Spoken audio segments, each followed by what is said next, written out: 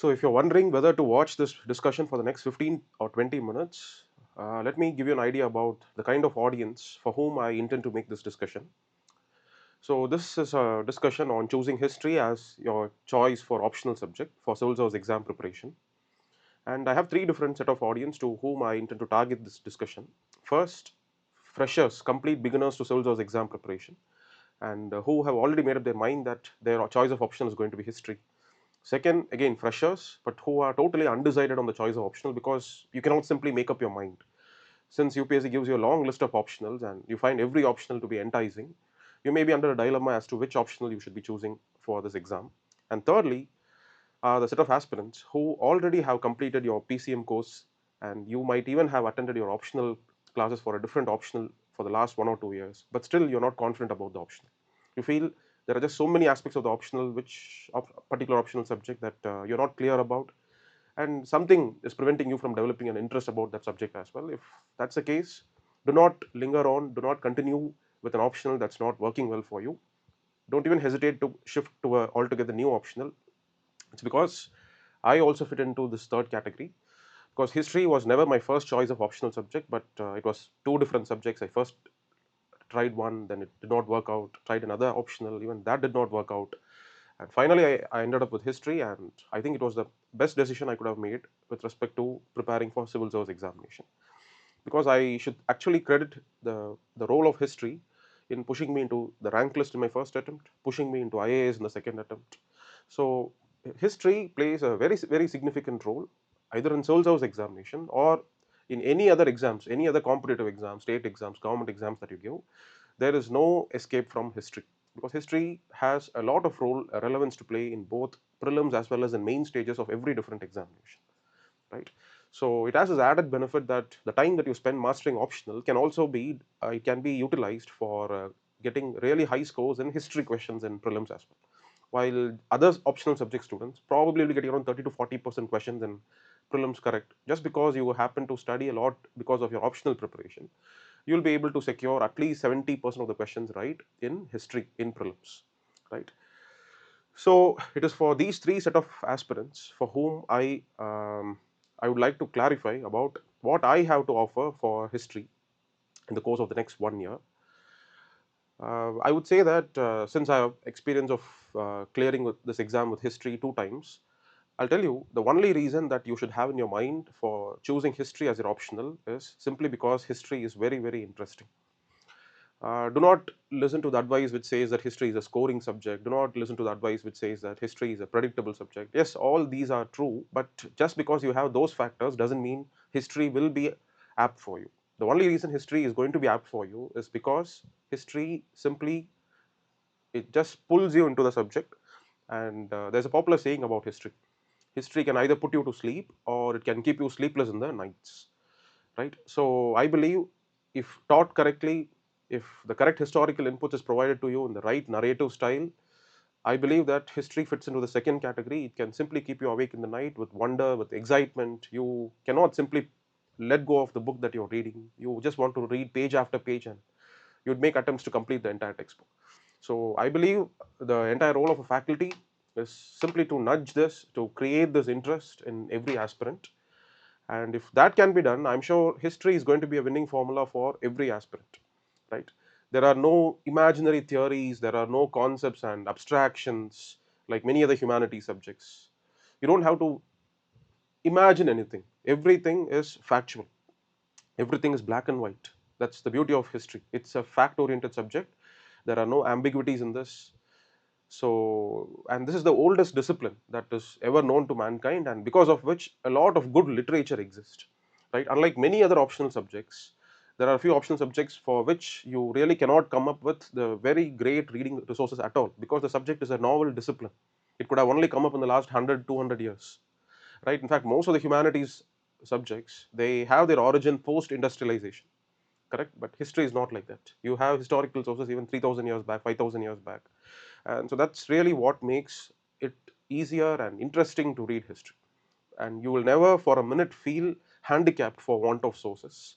So so what I speak to you now, it's the accumulation of all my personal experience over the last 15 years since I first started touching my first history book in 2010. So that was the year when I first took up a history book, started reading, and since then there's no turning back.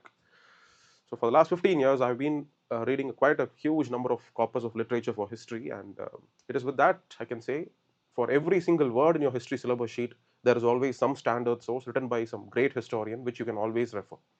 So that's what makes history without any ambiguity, and this is a very very compelling reason why you should be choosing history.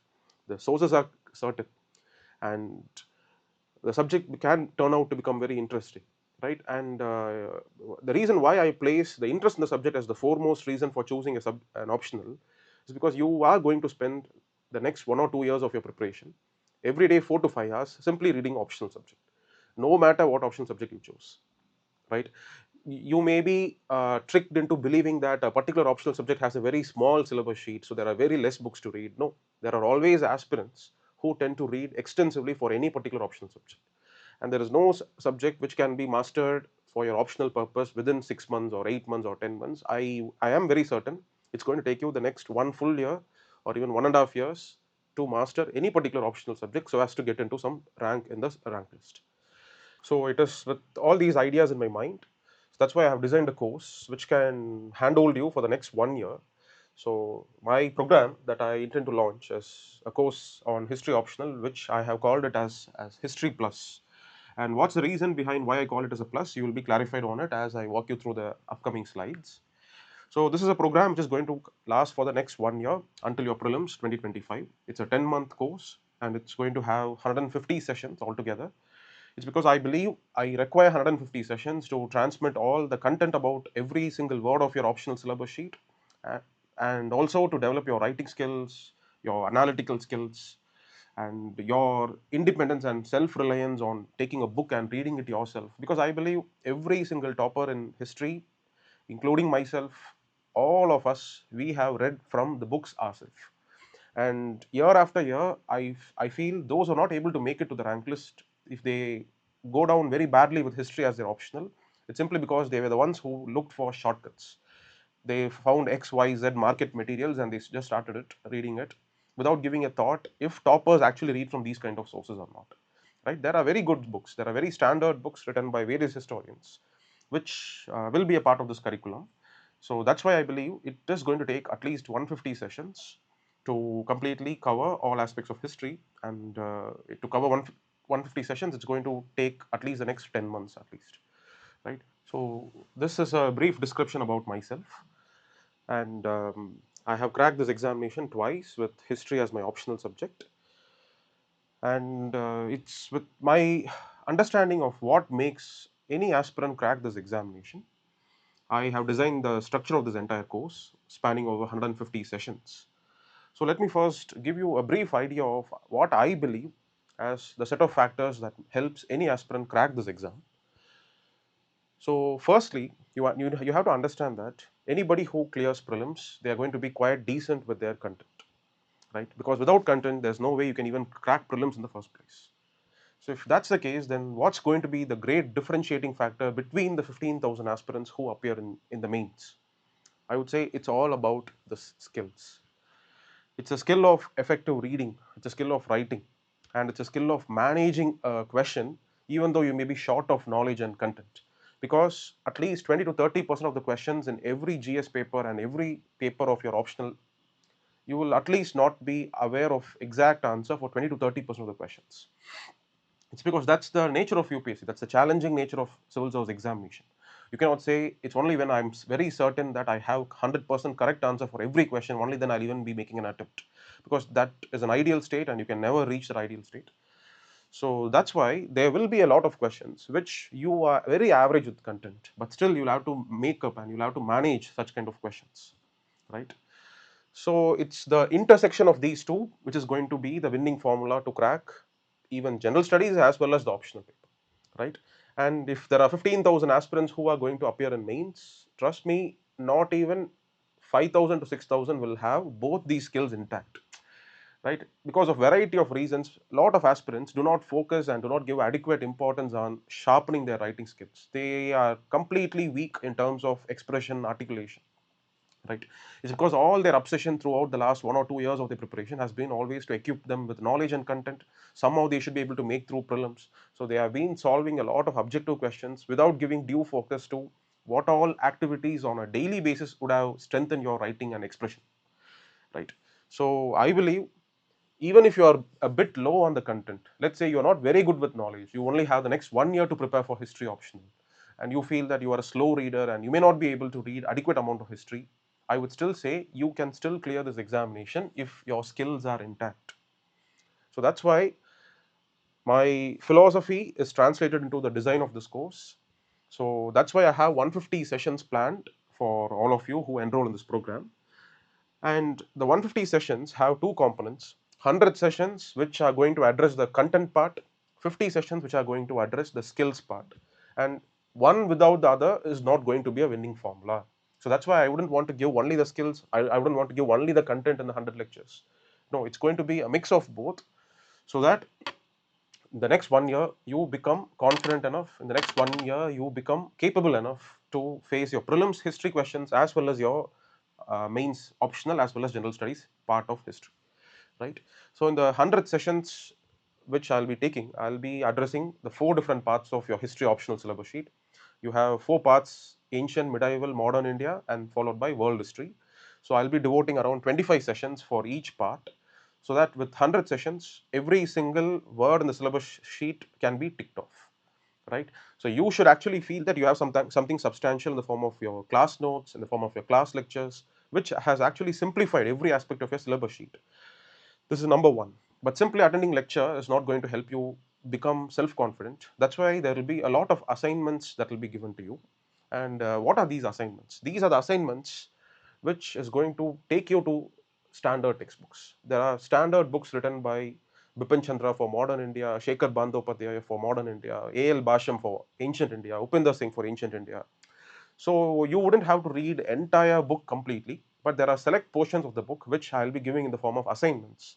So by making you make this assignment, I'll at least ensure you go and touch those books once. You try to understand what's there in the book, because it's the complete ignorance of great content in these books which makes aspirants feel helpless after 1 or 2 years of preparation.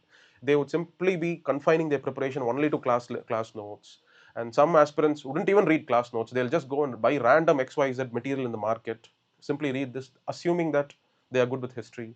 But understand, always the cream of optional preparation aspirants, they are the ones who would have definitely read multiple good textbooks for their preparation.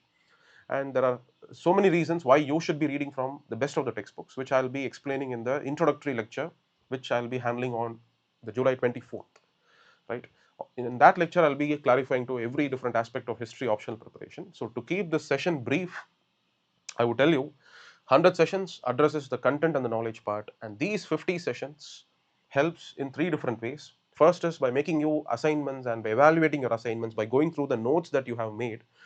I am going to direct your preparation in the right course of direction, right? So I'm going to ensure that whatever you make as notes becomes exam worthy.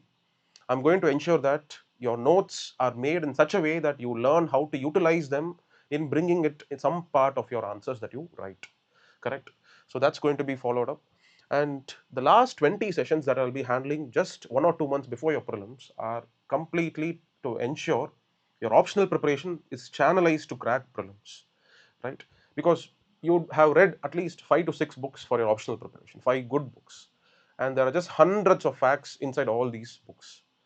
Why can't we just give a finishing touch to that preparation, right? Why can you not capitalize on that, so that what other general studies aspirants who have some other optionals, they wouldn't be aware of all these facts, but you are aware just because you have read all these books.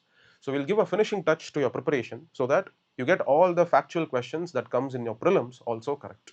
So this is the smartest thing that you can actually do in your civil service preparation. And I would say this is the reason which made it speedier my chances of cracking this examination.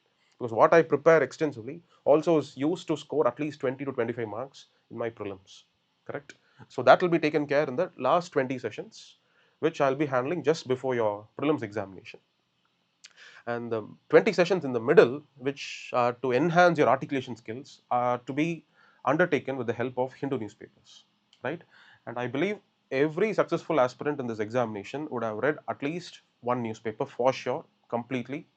And these days, very competitive toppers who make it to the top 50 ranks at least, whenever I meet them for the personality test sessions, right, when they come for mock interview, when I have a discussion with them, I'm able to clearly understand they have started going beyond one newspaper. So all these successful toppers spend time reading at least the editorial part of the second newspaper. And I believe as an optional faculty, I should also ensure your skills for your general studies papers are also built intact. And the writing skill that gets built because of the assignments that I give you from Hindu newspaper is not only going to help you in writing impressive answers in your general studies, it is also going to help you with writing very good answers, so to give good structure to your answers, even when you write your history optional answers as well. The writing skill is going to be interconnected between your general studies and optional paper. It's the same skill. If you can write well, you write the same structure of answers, you give interesting headings, you give a very catchy introduction, and you give a very closing conclusion. So all these are same set of skills that needs to be developed from Hindu newspaper as well as from the assignments that I'm going to give you. And it's from these 20 sessions you are going to build your competency with effective writing. And we have another 10 more sessions which are conducted after every test. So it is in these 10 sessions I'll help you understand how better your answers could have been written by making a comparison with the top performers. So let's say your friends write a same test, and if they bring in some interesting aspect which you are which were unknown to you, I'll be pointing it out in the form of cross learning sessions. So you'll all be connected online, and I'll walk you through showing the best aspects of a particular answer and why I have given rewarded marks higher than for what I have rewarded for others. And not only that, it is in these sessions I'll be handholding you through toppers answer sheets. You need to know how to first look at toppers answer sheets. You need to know first what do you have to learn from toppers answer sheets, because a lot of aspirants, they mindlessly start noting down all the points that are there in toppers answers. That's not going to help you at all. But instead learn what could have been the source from which the topper would have learned all these points, right? Instead learn how is this topper's answer different from some other topper's answer, right? It is to help you gain such an experience. We have this 10 comparative learning sessions. So I believe it is in these 50 sessions you get the necessary tools with which you are able to present your content, right? So that's why I believe we do require 150 sessions over the span of next 10 months to transmit all the knowledge that I have about history and cracking history and utilizing history for your prelims. So all of that is going to be packaged in the form of these 150 sessions. So if in case you are interested to enroll in the History Plus optional program, let me help you understand how you can do that. In the description box below, I have attached a Google form. Please fill in the Google form with all your particulars, and I'll be reaching out to you. I'll be giving you the brochure, entire detailed brochure of this particular course. And also, I'll be sharing you the link of the first introductory session, which I'll be holding on July 24th. It's a Wednesday, during the time of 5:30 p.m. to 7:30 p.m. It's a 2-hour session. But actually, the courses will be conducted on the weekends. It's going to be a weekend course on Saturday and Sunday from afternoon 2:30 p.m. to 7:30 p.m. It's 5-hour course on Saturday as well as 5 hours on Sundays. So all you need to do is just spend 10 hours every weekend, right? So that the next 5 days you have time to complete reading, to complete all the assignments that are given to you, and to come confident for the next lecture, right? So the medium in which the course will be handled is going to be exclusively English. As a closing remark, what I would like to say is you just have to trust the faculty, you have to trust the process which is suggested. Just place your trust. In the initial days, it may be a slow pickup that you'll be experiencing. Not mountains cannot be moved in the beginning first month or second month, but it's like a slow layer after layer of gradual building which takes place.